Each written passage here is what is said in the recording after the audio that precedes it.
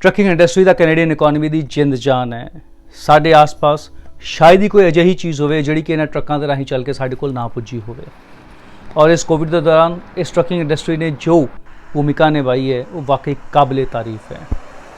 वैसे तो इस इंडस्ट्री के बहुत सारे चैलेंज ने, पर असी अज जिस चैलेंज की गल करांगे वो है कि की होवेगा जेकर कामकार करदे आ असी डिसेबल हो जाइए। हुण सैल्फ इंपलॉयड होने करके साडा शारीरिक तौर पर तंदुरुस्त ते मानसिक तौर पर मजबूत होना ज़रूरी है, नहीं तो फिर बिजनेस किवें चलणगे साडे पर्सनल ते बिजनेस खर्चे। की होवेगा जेकर असी डिसेबल हो जाइए तो की काम बंद होने दे नाल साडे खर्चे भी बंद हो जाएंगे। ट्रक दी इंश्योरेंस, पार्किंग फी, लोन दी पेमेंट, मॉर्गेजेस, ग्रोसरी दे बिल, ये सब किवें पूरे होणगे। अज सिंह दे फंडे विच असी डिस्कस करांगे अजिहा ही एक फंड आ कि सैल्फ इंपलॉयड लोग किस तरीके नाल डिसेबिलिटी बेनीफिट लै सकते हैं, किस तरीके नाल डिसेबिलिटी इंश्योरेंस करवा के वो अपने आप को सुरक्षित कर सकते हैं, तो किस तरीके की डिसेबिलिटी इंश्योरेंस उन्होंने मिल सकती है, तो होर भी कुछ फंड है। तो जेकर हुण तक तुसीं साडा चैनल सबसक्राइब नहीं किया तो जल्दी नाल साडा चैनल लाइक, शेयर ते सबसक्राइब कर दिओ ताकि every Monday you will not miss Singh दे फंडे। अपने पिछले एपीसोड दे विच मैं डिसेबिलिटी इंश्योरेंस बारे जिक्र किया सी, ते यह भी जिक्र किया सी कि कुछ अजिहे प्रोफेशनस ने जिन्हां दे विच WSIB की कवरेज लेना जरूरी है। तो ट्रकिंग भी एक अजिहा प्रोफेशन है जिहदे विच कि WSIB यानी कि वर्कर्स सेफ्टी इंश्योरेंस बोर्ड तो इंश्योरेंस लेना जरूरी है। पर किहना नूं जेकर तुसीं ऑनर ऑपरेटर हो, तो कोई ड्राइवर हायर कर रहे हो या तुसीं कोई जॉब ज्वाइन कर रहे हो, तो तुहानूं WSIB की कवरेज देना तुहाडे इंपलॉयर की जिम्मेवारी है। चाहे तुसीं कॉरपोरेशन मॉडल पर काम करो या फिर इंपलॉयमेंट मॉडल पर, WSIB हेठा कवरेज होना ज़रूरी है। पर जेकर तुसीं ऑनर ऑपरेटर हो और अपना बिजनेस खुद संभाल रहे हो और खुद उन्हें चला रहे हो, तो WSIB हेठा कवरेज ऑप्शनल है। तुसीं चाहो तो अपनी पर्सनल या प्राइवेट इंश्योरेंस भी लै सकते हो। हुण जेकर WSIB की गल करिए तो WSIB सिर्फ उस डिसेबिलिटी ही कवर करती है जो काम के उत्ते या काम दे करके हुई होवे। जेकर कोई डिसेबिलिटी काम के दौरान ना हुई होवे या काम करके ना हुई होवे तो WSIB उन्हें कवर नहीं करती।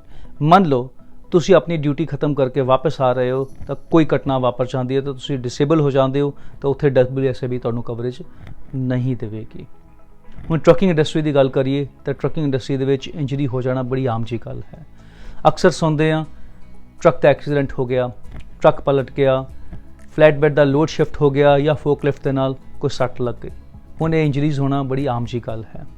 तो दूसरा, ट्रकिंग दे विच बहुत सारा समा स्टीयरिंग व्हील के मगर ही गुजरता है, तो मानसिक तनाव भी बहुत ज़्यादा।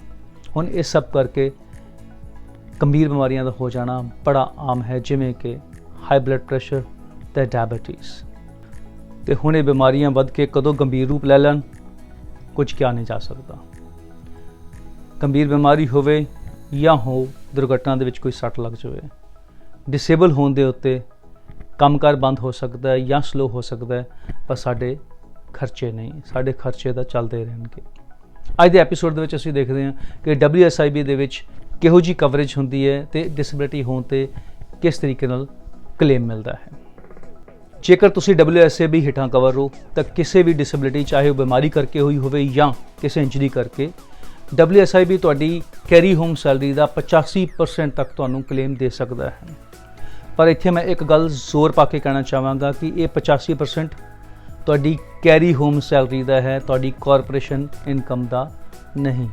तो हो सकता है कि तुहाडी कैरी होम सैलरी तुहाडी कॉरपोरेशन की इनकम के बराबर होवे या उस तो बहुत ज़्यादा घट। हुण मन लवो कि तुसीं ऑनर ऑपरेटर हो या इनकॉर्पोरेटेड मॉडल पर काम कर रहे हो, तो तुहाडी कॉरपोरेशन की सालाना आमदन $1.25 है। हुण सारे खर्चे कड्ढण तो बाद तुसीं अपनी सैलरी लगभग 3000 महीना विड्रॉ करवा रहे हो। इस मुताबिक तुहाडी सालाना आमदन $36,000 बनेगी। हुण इस विचों अगर असीं इनकम टैक्स से CPP कट दईए तो तुहाडी नैट सैलरी $30,000 रह जाएगी। तो हुण WSIB इस बची हुई नैट इनकम के उत्ते ही तुहानूं 85% क्लेम देवेगी, वो भी अगर ये डिसेबिलिटी कम या कम करके हुई होवे। तो हुण तुसीं की सोचते हो, इस रकम दे नाल तुहाडे पर्सनल या बिजनेस के खर्चे पूरे हो जाएंगे? तो क्या ज़रूरी है कि जदों डिसेबिलिटी होवे तुसीं काम ही कर रहे होवो या फिर कोई गंभीर बीमारी काम करके ही पैदा हुई होवे। डिसेबल होने का खर्चा तो हर वक्त ही होंदा है, फिर चाहे वो काम के दौरान होवे या काम खत्म करके वापस घर आउंदियां दा। हुण पैसे की तंगी ते रिहैबिलिटेशन का खर्चा तो हर तरह की डिसेबिलिटी ते होवेगा ही, पर अक्सर वेख्या है कि WSIB की कवरेज तो बाद असी अपनी निजी कवरेज लैन की ज़रूरत नहीं समझते और सानू लगता है कि WSIB की कवरेज ही साडे लई पूरी कवरेज है। जबकि मैं एक बार फिर जोर पा के कहना चाहांगा कि WSIB की कवरेज सिर्फ तो सिर्फ काम ते हुई दुर्घटना या बीमारी का ही कवरेज दिंदी है, जबकि डिसेबिलिटी किसी जगह ते भी ते कदे भी वापर सकती है। हुण डिसेबिलिटी काम ते होवे या काम तो बाहर साडा बिजनेस तो प्रभावित होवेगा ही, क्योंकि साडे बिजनेस को चलदा रखने लई साडा तंदुरुस्त रहना बहुत ज़रूरी है। नहीं तो फिर कोई भी डिसेबिलिटी साडे बिजनेस नूं या तो घटा सकती है या बिल्कुल ठप कर सकती है। हुण असी वेखते हैं कि किस तरीके नाल साडी पर्सनल डिसेबिलिटी इंश्योरेंस WSIB दी इंश्योरेंस नूं सप्लीमेंट या कंप्लीमेंट कर सकती है। हुण जेकर तुसीं ओनर ऑपरेटर हो और WSIB दी कवरेज तुहाडे लई ऑप्शनल सी ते तुसीं हुण चाहो तो तुसीं अपनी पर्सनल डिसेबिलिटी इंश्योरेंस भी लै सकते हो। तुहाडी पर्सनल डिसेबिलिटी इंश्योरेंस बहुत सारी चॉइसिस नाल आती है, जिमें कि तुसीं किन्ने समय लिए कवरेज चाहते हो, 2 साल 5 साल या 70 साल की उम्र तक। तुसीं सिर्फ इंजरी लिए कवरेज चाहते हो या इंजरी ते इलनेस यानी कि बीमारी लिए भी कवरेज चाहते हो, तो तुसीं कितना प्रीमियम देना चाहते हो और किन्ने समय के बाद एक कवरेज शुरू करवाना चाहते हो। बहुत सारिया चॉइसिस तुहानूं मिलदियां ने पर्सनल डिसेबिलिटी इंश्योरेंस दे विच। हुण चाहे कवरेज WSIB दी होवे या फिर तुहाडी पर्सनल डिसेबिलिटी इंश्योरेंस दी, मकसद ये है कि तुहाडा बिजनेस चलता रहना चाहिए है, डिसेबिलिटी करके तुहाडा बिजनेस बंद नहीं होना चाहिए। हुण सवाल ये हुंदा है कि जेकर तुहाडे कोल WSIB की कवरेज है तो की तुहानूं फिर भी अपनी पर्सनल डिसेबिलिटी इंश्योरेंस लैनी चाहिए है। हुण इत्थे असीं जिक्र करते हैं कि जिवें मैं पहले जिक्र किया सी कि WSIB तुहाडी कैरी होम सैलरी का 85% तक तुहानूं क्लेम दे सकती है, जबकि तुहाडी पर्सनल डिसेबिलिटी इंश्योरेंस तुहाडी टोटल सैलरी या तुहाडी नैट सैलरी का परसेंटेज कंसिडर करती है। हुण मान लो तुसीं WSIB तो कवरेज लै रहे हो तो तुसीं डिसेबल हो गए, उस तो बाद तुहानूं अगर एलिजिबल अमाउंट तक दी तुहाडी आमदन अजे बची हुई है तो तुहाडी निजी या पर्सनल डिसेबिलिटी इंश्योरेंस उस बनती हुई रकम तक का तुहानूं क्लेम WSIB के बावजूद भी दे सकती है, पर शर्त यही है कि सब तो पहला क्लेम WSIB वालों ही पे किया जाएगा, तो उस तो बाद तुहाडी निजी डिसेबिलिटी इंश्योरेंस काम आएगी। हुण अजिही कवरेज नूं असीं 24 घंटे की कवरेज कहने हाँ, जिस दे विच कि 24 घंटे साडा डिसेबिलिटी का कवरेज होंदा है, चाहे असी WSIB की इंश्योरेंस की कवरेज लई होवे या ना लई होवे।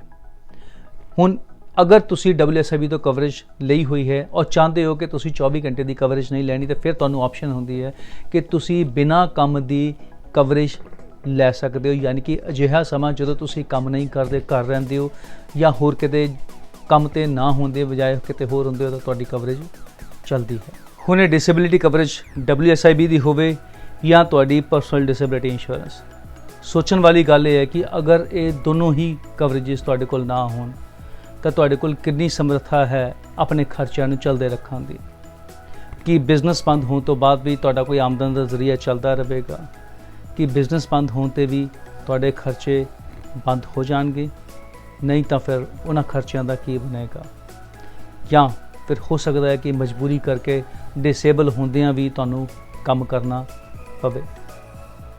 बहुत सारे सवाल ने डिसेबिलिटी नूं लैके ते इन्हां दे बारे सोचना भी असीं खुद ही है। जेकर कुछ इन्हां आंकड़ियां वाल वेखीए तो सोच के लगता है कि जेकर इन्हां ने डिसेबिलिटी इंश्योरेंस ना लई हुंदी तो इन्हां दे खर्चिਆਂ ਦਾ ਕੀ बनता। डिसेबिलिटी इंश्योरेंस नूं लैके अगर तुहाडे कोई सवाल ने तो तुसीं कमेंट बॉक्स दे विच कमेंट करके अपना सवाल पूछ सकते हो, या तुसीं मेरे पर्सनल नंबर ते भी मैनूं कॉल कर सकते हो। तो उम्मीद है अज के एपीसोड दे विच डिसेबिलिटी का कुछ फंडा तुहाडा जरूर क्लीयर होया होवेगा।